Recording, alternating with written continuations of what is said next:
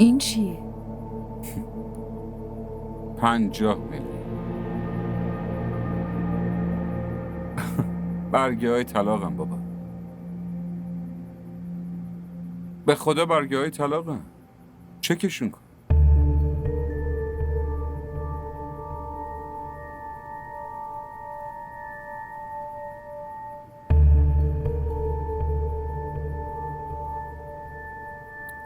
بعدش بذار تو کیفت لطفا. الان دیگه میرسه.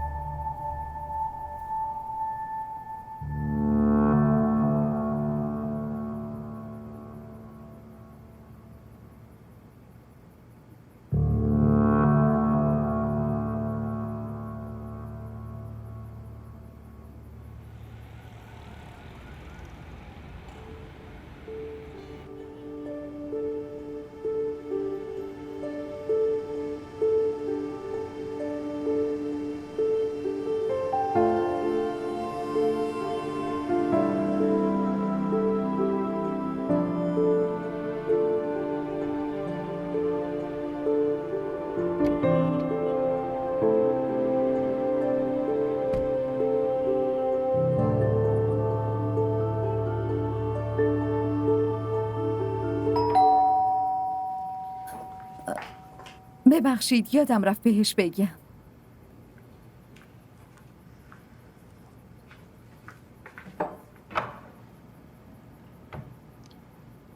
سلام.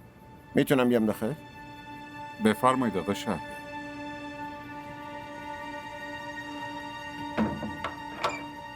سرتون چی شده؟ تصادف. ما موتور سوارا تصادفای کوچولو موچولو زیاد میکنیم. بفرمایید. بشین. الان براتون چای میارم.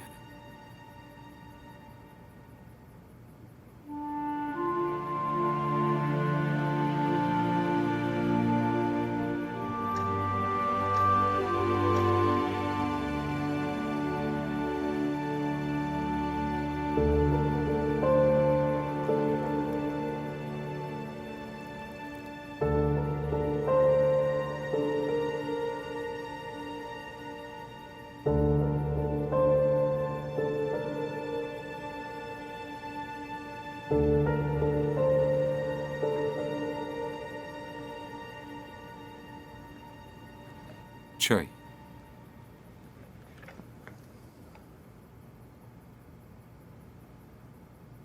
من درست میکنم. نه. تو نمیخوای. از دست تو چای نمیخوای.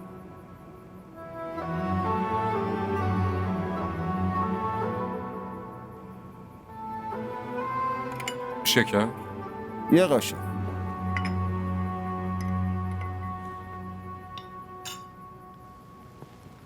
ممنونم.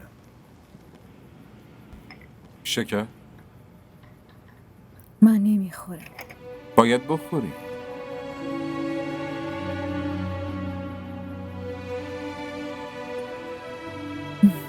تو که میدونی شکر نمیخورم. نره. میدونستم درست.